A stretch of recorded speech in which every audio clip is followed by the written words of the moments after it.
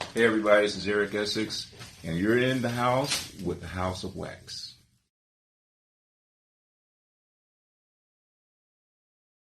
Hi, we're House of Wax is here with Mr. Eric Essix on an interview. He's opening for Kenny G in concert in a couple hours. He was nice enough to give us an exclusive interview.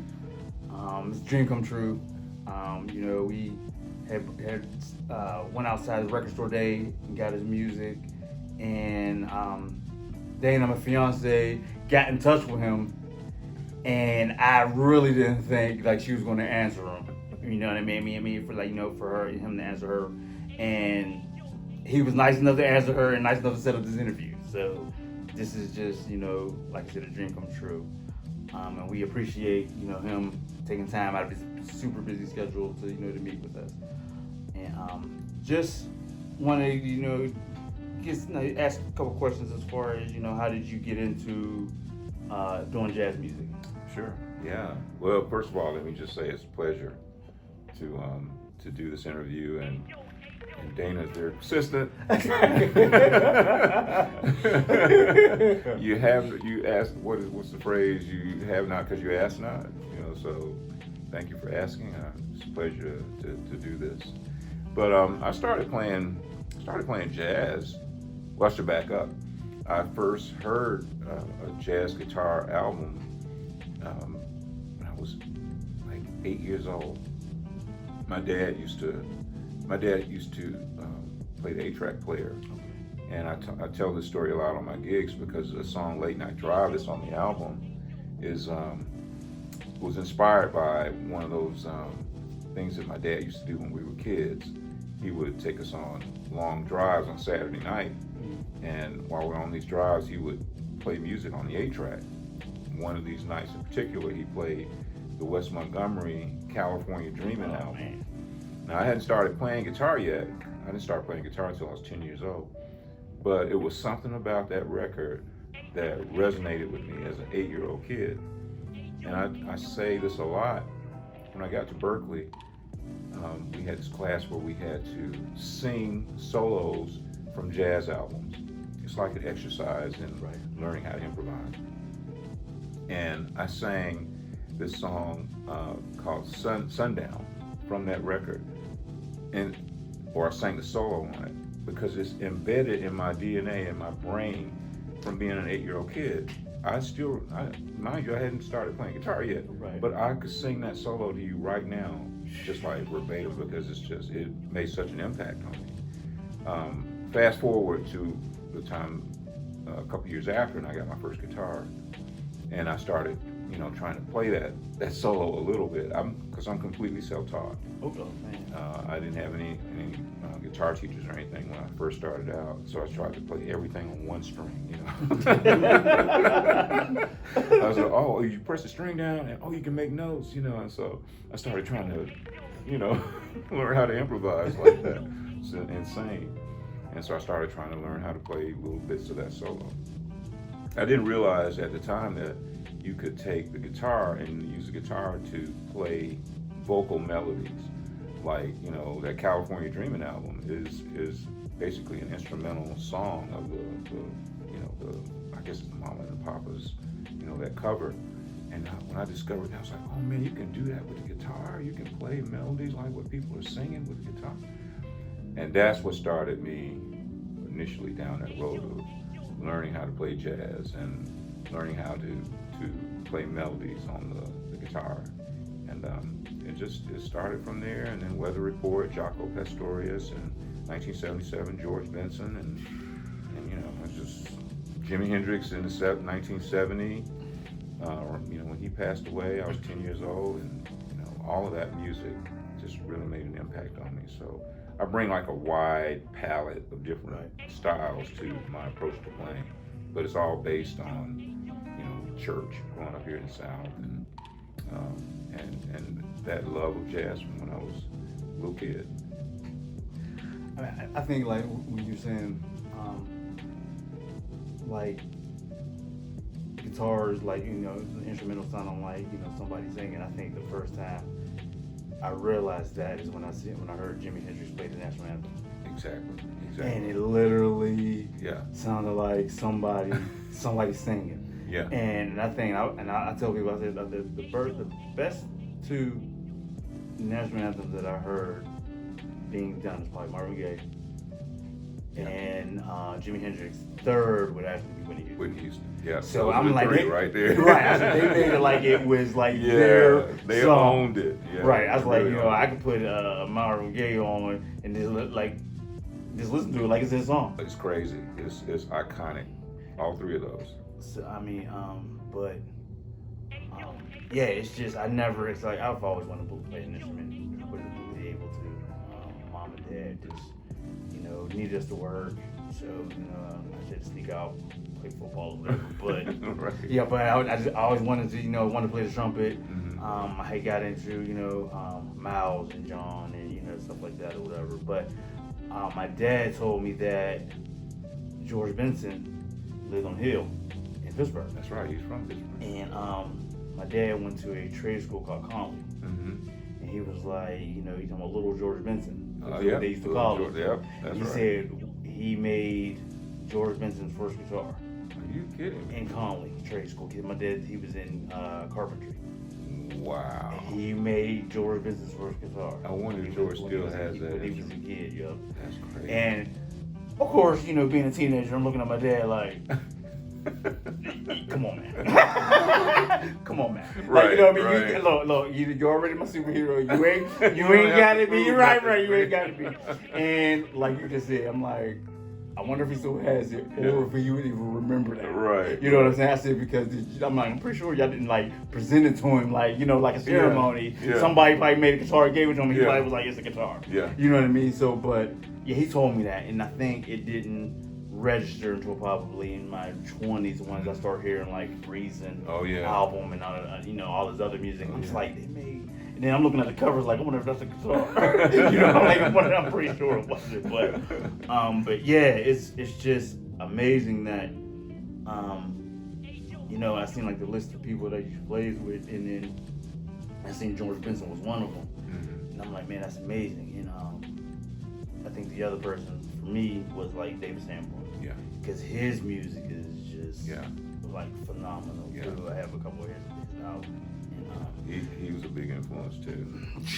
And to be clear, I opened up for George. I didn't play with him. And it was such a horrifying experience. I was actually playing with a really good friend of mine. You mentioned trumpet player Joey Somerville. He's an incredible trumpet player out of Atlanta, and we were opening up for George. And I was horrified the whole time that George was going to come in the wings. You know how sometimes artists come in the wing and watch the opening act? I was like, please don't let him come in. Please don't let him come in. I did get to meet him though. I met him, talked to him before the show, but I was like, your idol, I was just horrified that he was going to come see me play, and I was just going to fall apart, just mess up. But he was so nice. And then my other idol, this was crazy at this show, Earl Klugh was in the building. Oh, yes, sir. Now, I have played with Earl Klugh. I got pictures of that. But he influenced me so much that I actually sold the electric guitar that I had to get an acoustic guitar, because I had just decided after hearing Earl Klugh, okay, I don't want to play electric anymore. I want to play nylon string acoustic like Earl Klugh. I sold my electric guitar. For years, I didn't even have one, because I wanted to be Earl Klugh. He just really made a big impression on me. And so Earl was at that show too.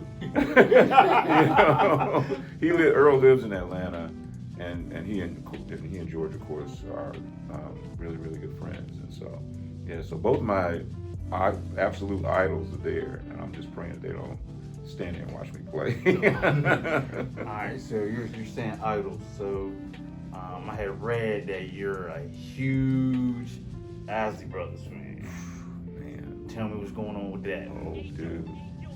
It was that era when it was the bands like Earth, Wind & Fire, Brick, Cameo, Isley's, that whole era in the 70s where the bands just kind of ruled the airwaves, It's not so much now, but it was back then. And for some reason, man, it was Earth, Wind & Fire for me and Isley Brothers.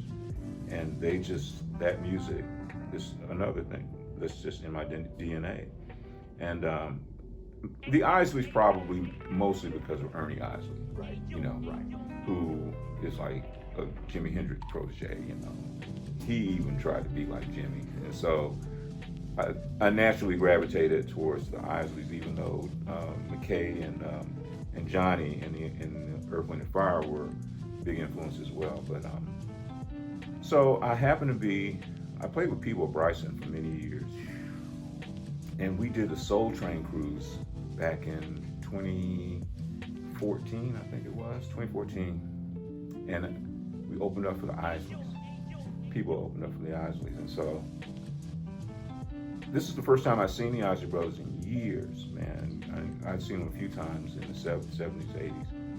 And they put on, the band was incredible, and Ronald was just on fire.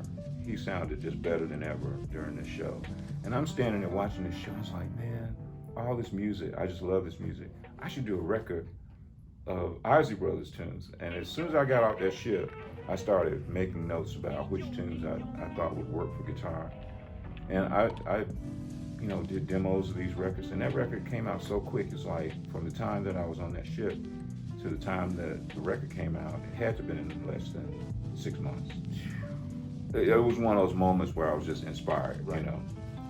And so I did that record. It's like still to this day, best-selling record I've ever done. You know, streaming, physical copies, everything. It's just like the biggest record I've ever done.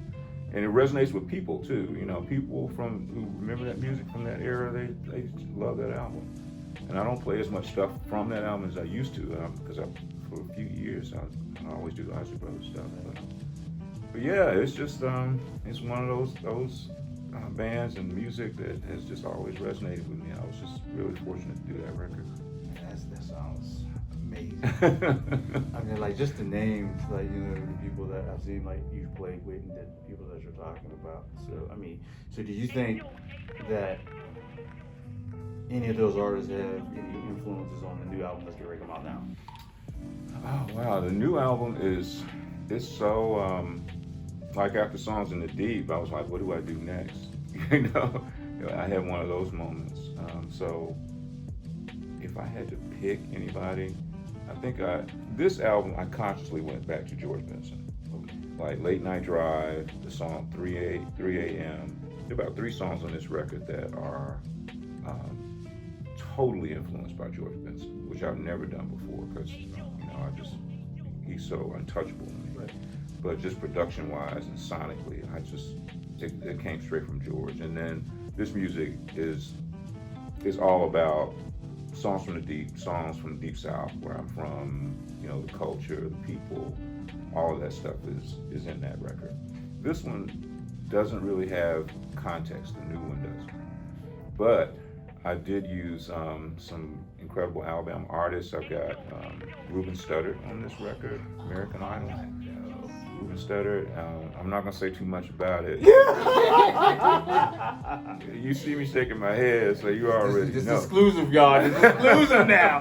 He ain't going in too far. Though. He ain't going in too far. That's all I'm gonna say. That's all. I'm gonna say. So that's gonna be the first single.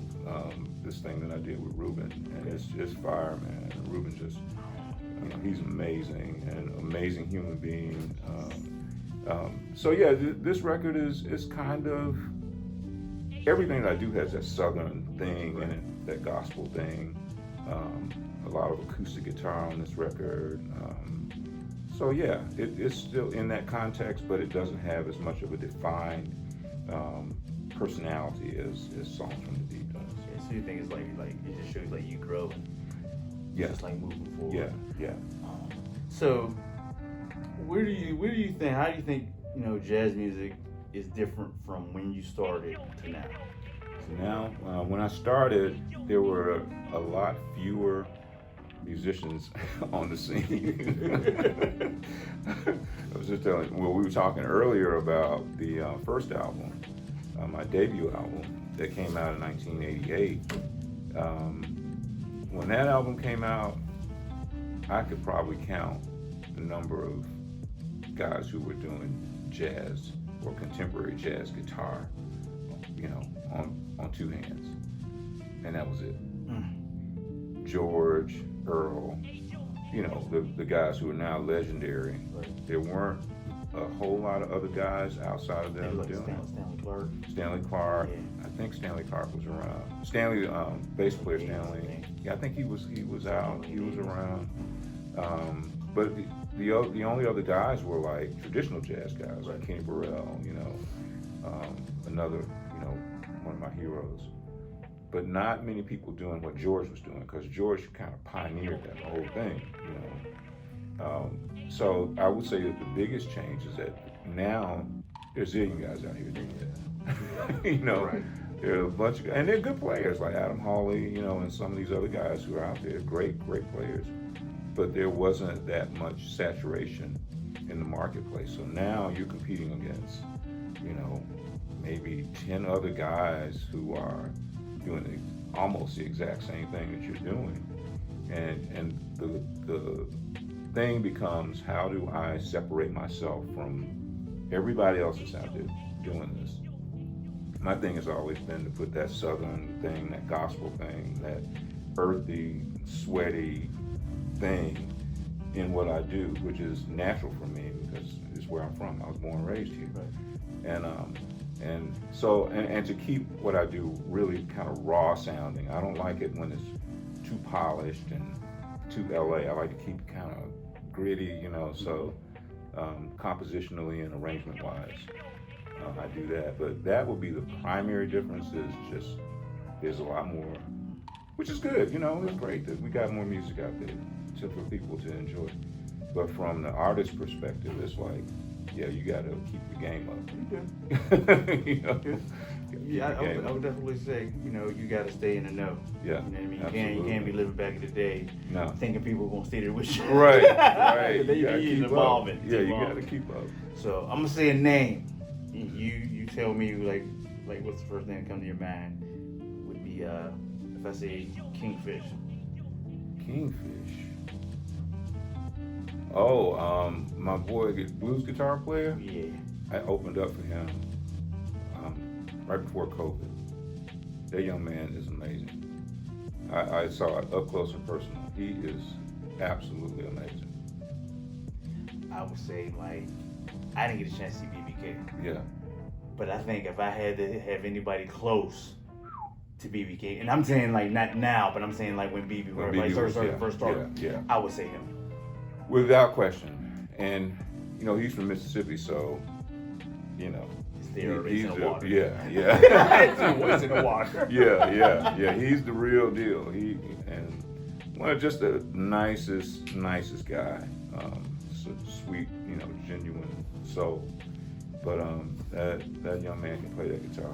I mean, he's got something special. It's real soulful. It's authentic. It's genuine, you know. So yeah, that's when you say that word, that's the first person that comes to my mind. You know. Yeah. I definitely, I think she discovered him, and you know, she sent me the video, and as soon as I heard it, heard him playing, I was like, again, I didn't see Big King, and I got old videos and streaming, like you were saying, but I think when I seen him playing, it just reminded me like old school. You know what I mean? It's just like in front of a live crowd, and like, you know, I think he's on. I don't think he's acoustic. I think he's electric. He's electric. He's electric. Oh, he's definitely electric. And man, but he has that guitar singing and everything. Yeah. But now, what do you think? Like, are the differences between the older artists and the newer artists of today now? Yeah, there are quite a few guys, of which I'm in that category now. I'm, 62 years old. I've been doing this for 32 years. I consider myself one of the older guys. I think that if there are any differences, the younger guys are just, they're coming with a fresh approach, which is great. I love it. I love what I'm hearing. But I appreciate the older guys more because you know how it is when you start off hearing something. Like one thing that I had to get used to hearing people say is, "Oh yeah, you know, your first album or your second album is my favorite album." You know, it's not really like an insult, but you know, you want people to stay with you and grow with you Right. as an artist. But I tend to still like some of the older stuff that I grew up listening to. Right. Case in point, I listen to Breezin' at least 2 or 3 times a month because I think it's a piece of art that is timeless. Right. You know, it's just timeless. From what Tommy LaPuma did producing that record, you know, it's just simply timeless. And so I kind of gravitate towards that older stuff because of the authenticity. I use that word a lot. Right. And just there's a spirit about it, there's a presence about it that resonates with me because I'm an older guy, you know. I appreciate and like what a lot of the new stuff that I hear, but if I'm gonna listen to something that really moves me, it's gonna be probably be some old Miles Davis, Right. some Coltrane, some Bill Evans, you know, some old Herbie, Cannonball. some Cannonball. You need that. That's what's gonna get me right Right, here, you right. know, and especially Wes, you know, Yeah, Wes all that Montgomery. old Wes And Montgomery it's stuff. funny that you said California Dreaming. Yeah. I searched for that album. I searched for that album. And we went to the thrift store, and it was there. And You I found was it? like- found it for like $1. Oh no, And man, dude, that's a classic. and I said, dude, I'm in heaven. That's a classic. I think my favorite George Benson record got to be Other Side of Abbey Road.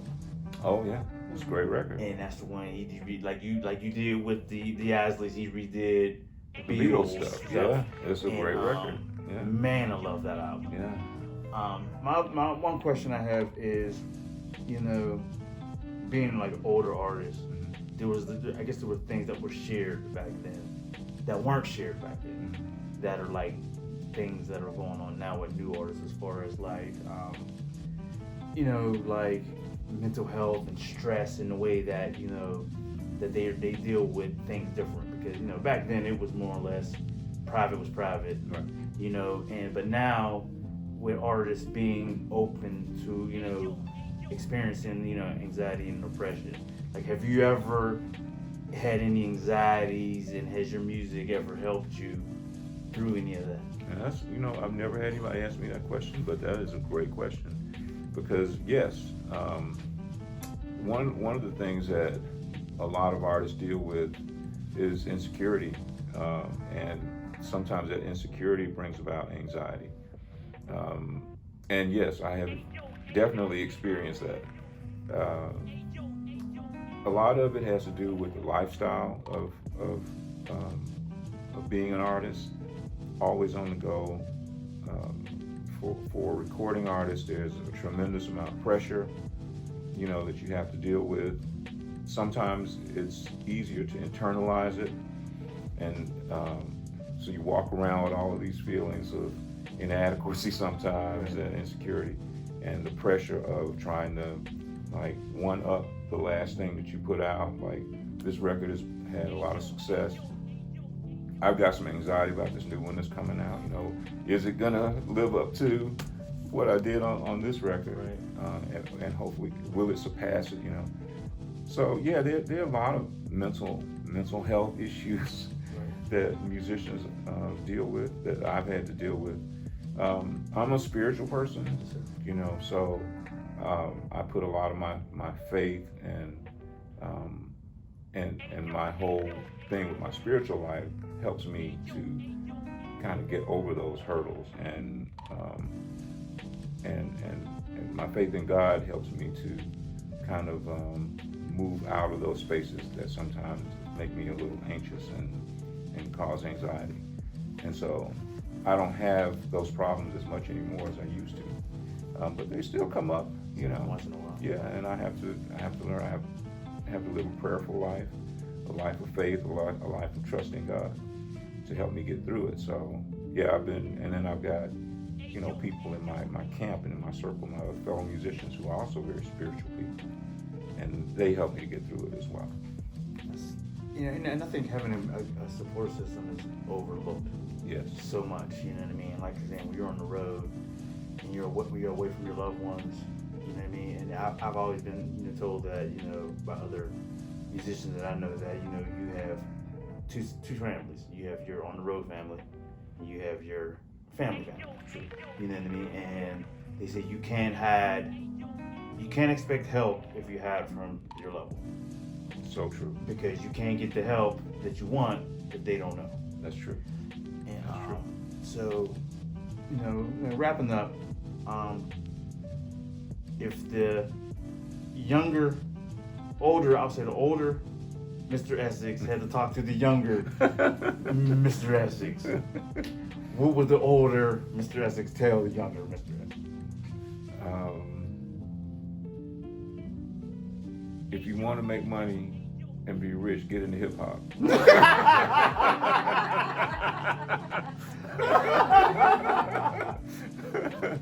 Now you heard him say that. Hip hop. Hip hop is jazz, bro. I'm joking. Because I heard, I think it was Pat Metheny that might have said this in an article years ago. It's like, if you want to get rich, don't be a jazz musician, you know. if you're looking to get rich in this business, don't be a jazz musician, you know. And it's a, you know, he was probably not being totally serious about that, because there are some very well off jazz musicians, but it is a tough business, and this is some tough music to, you know, get rich and famous off of. It is.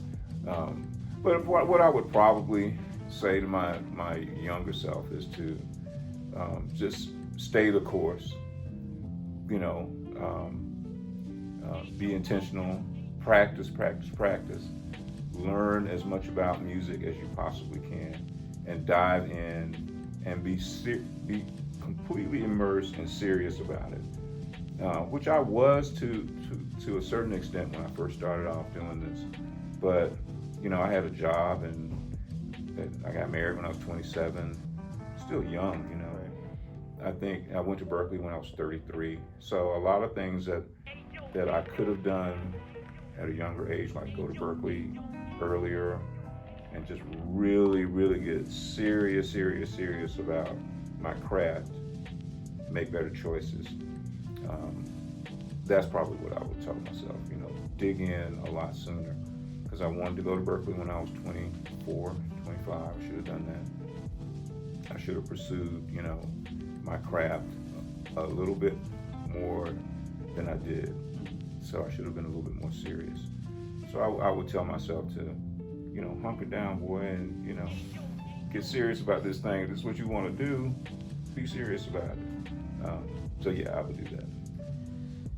I mean, I would say that my mom and dad has definitely told me, you know, if it's something that you want, you have a passion for, you have to go after it. You gotta go after it. And but I think having older parents, they, you know, the things that they know that you can make a living from were kind of outdated. Right. And I wanted to be a BMX bike racer. And so my dad's looking at me like, they frowned upon that. right, you're not gonna make a living riding the bikes. And I'm trying to tell him, like, there was a guy named Stu Thompson that wrote for Huffy, and I'm like, I'm telling you, Dad, I'm like, he's making a living. Yeah. He's like, well, you know, Stu might be making a living, but you ain't gonna be making a living riding no bikes. Go cut my grass. So Right. But now, like you said, I think if I'd have went after it, Yeah. and I tell my dad now, I was like, you know, I could be retired, right? Right. I could have rode them bikes for about 15, 20 years, and I'd be retired You'd now. be straight. He said, Yeah. "But you still working?" I said, "Yes, sir." "You got money in the bank?" "Yes, sir." "Well, I did my job." You made the right choice. Right. So it was gonna be a losing battle, and he wasn't Right, wrong. right, So, right. We're gonna let you go, and I appreciate it. I appreciate it so much. Man. And it's been awesome. We can't wait to go to see you do your show, and you know, and see, I thought he was gonna be out there playing with Kenny, but I don't even care. Yeah. I want to see. I can see Kenny some other time. I want to see Mr. Essix. Oh man, So, I'm honored, man, that you guys came all this way. You know, least I can do is spend some time and talk about this music. I appreciate it. Yeah. You definitely, shine the light on things that I didn't know about as far as artists and anxiety and stuff like that. Because I think the first person I knew was Kurt Cobain. Mm. You know what I mean? But and then I started kind of doing the research, and then that's when I started finding out about the anxieties and musicians and the pressures and stuff like that. And artists deal with it in different ways, man. That's why it's not fair for people to say that artists do drugs and commit suicide, these terrible things, more than any other facet of the world, people. But those things, everybody handles things in a different way. Like I don't drink, never done drugs at all. I've always relied, like I said, on my faith, and parenting. My mother was, she was a rock, man, and she kept me and my brother in church and kept that spiritual thing out front in my life. So I never resorted to some of the things that other artists deal with, but those things are real, and people just deal with them sometimes in an unhealthy way. Yes, sir. But yeah, I mean, and I think sometimes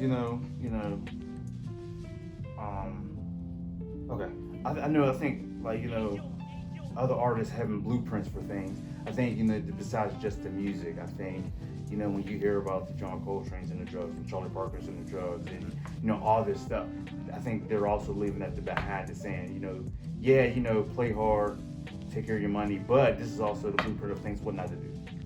exactly. And I think we a lot of artists don't look at that. They look at the successful part of it, Right. and then but they don't take on the the bad side. Yeah, To stay away. And there's plenty of examples of that out there. Right. Yeah. So again, we're gonna let him go. 'Cause All he, right. this man got it. He gotta go. He gotta go. So like I said, we appreciate it. He has his show. If you want to give him the address of where the show's gonna Yeah, be we're at. going to be at the Birmingham Jefferson Civic Center Concert Hall. It's a big complex of venues. We'll be at the Concert Hall. Show starts at 7:30 here at Birmingham, Alabama. Opening up for Mr. Kenny G, and I'll be on stage before him with the very talented Miss Kim Scott, also from Birmingham, Alabama. Amazing flute player, and it's going to be a good time. He has a new album coming out Yes. in July. July 1st, You know the name of the album? Stride.